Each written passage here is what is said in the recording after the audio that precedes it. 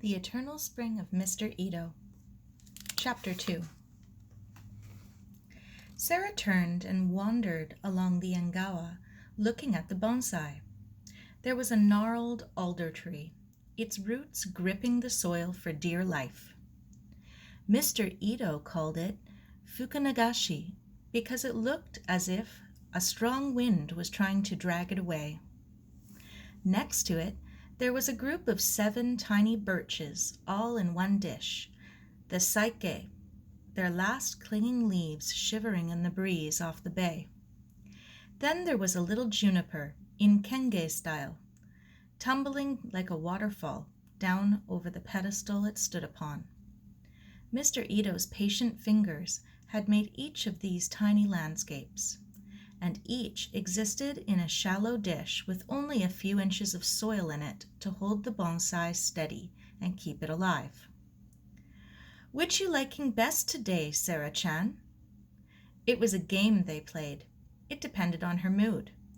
On days when she was swamped with homework and the chores, she'd visit the birch bonsai.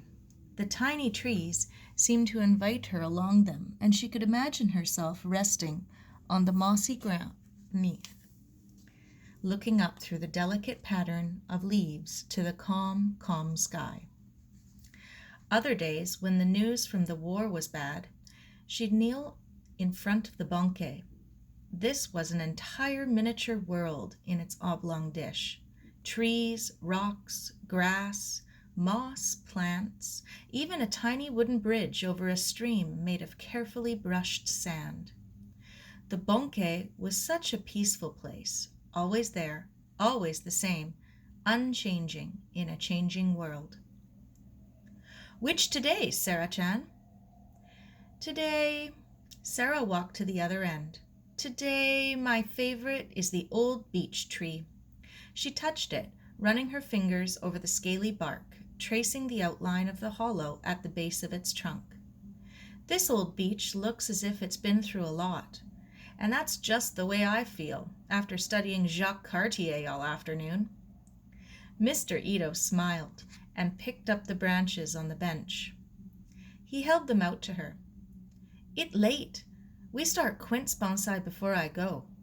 First, you find shape of tree hides among branches." "How can I tell?" Sara asked. "Find harmony in tree. It must please you, Sara-chan.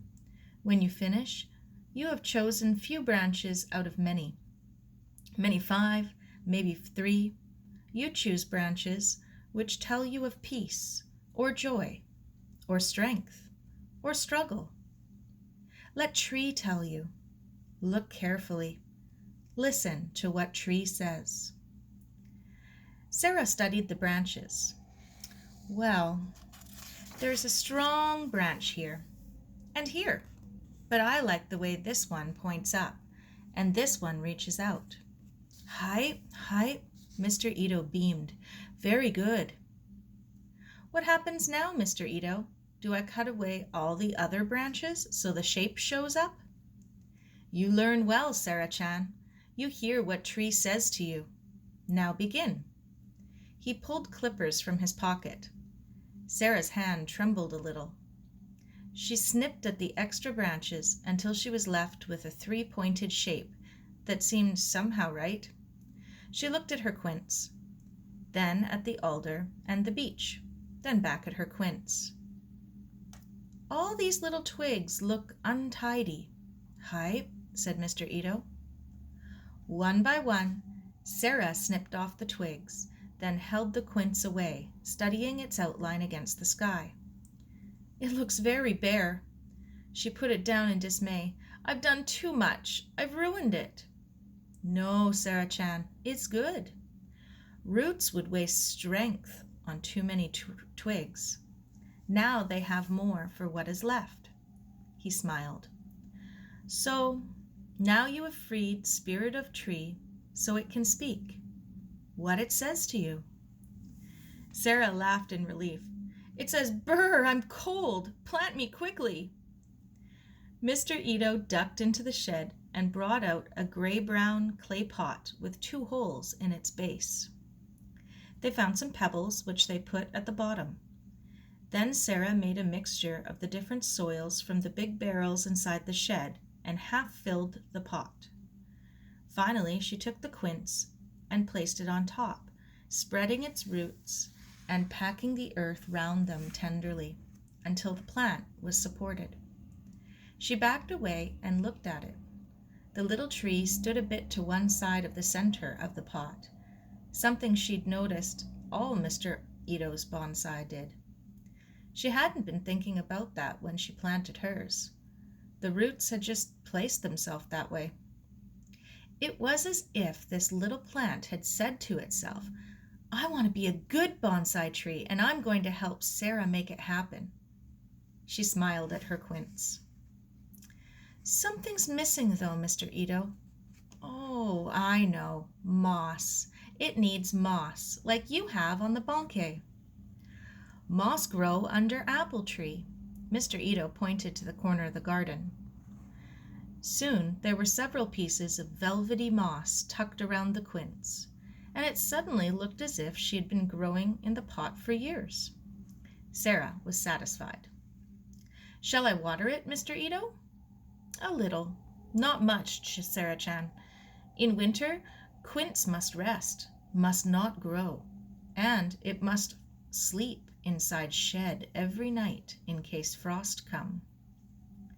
Sara dipped some water from the rain barrel and moistened the mossy blanket around the base of the little tree. It was like a christening. Then she picked up her bonsai and carried it in front of her into the shed. The bench inside was cluttered with tools, and, at the other end, a dark shape took up much of the space. "Wait, Sara-chan, I moved this." Mr. Ito hurried ahead of her. As her eyes got used to the gloom, Sara saw what it was. It was another bonsai, but different from any she had seen before. Squat, majestic, ancient, its rigid trunk rose up from a rock. Its roots were totally visible, spreading and curling around the edges of the rock. Looking at it, she couldn't tell for sure whether the rock held the tree or the tree held the rock. Locked together, they looked as if they were fighting each other, or maybe loving each other. They were completely together. They could not exist apart. Sara put her quince down and went closer. She stared at the strange bonsai. Something about it forbade her to touch it. "But it's not growing on anything. I mean, there's no dirt, no dish. It's just growing on the rock. How does it live?" "Is wonder. I've never seen it here before. It belong family Ito." "Did you bring it to show me?" "Hi. And Major say I can keep it in shed for winter time. It like cold. It come from north. Ito's apartment too hot in winter." "It looks very old, Mr. Ito." "Hi. It with Ito family many generation. It come from Sendai in North Japan, where Ito family live. It grow on little islands there. Is special pine called Aiguromatsu." "Aiguromatsu. Why is it so special?" "Is part black pine and part red pine.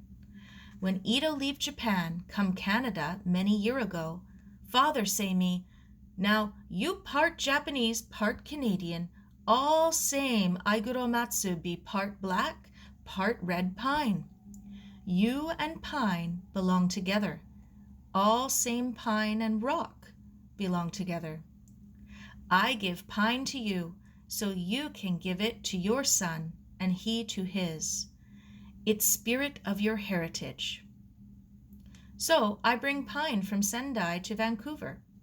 And when I die, Aiguromatsu go to son George, first son, as is our custom." "Your pine has come a long way from home. I wonder if my Quince will go to England with me when the war is over. Maybe I'll be able to give it to my oldest child one day, just like your father." Sara-chan and her Quince stayed together long time, all saying Ido and Aiguromatsu. His gentle voice was very sure. A voice shrilled from the cliff path at the bottom of the garden. "Major Cameron! Sara!" The voice was frantic. "Help! Is anybody there?" It was Maggie Barker. "Sara!" As she ran toward them, her face was white. "What? What happened?" "Jamie and Ernie! Oh, Sara, they're in trouble." And that's the end of chapter 2.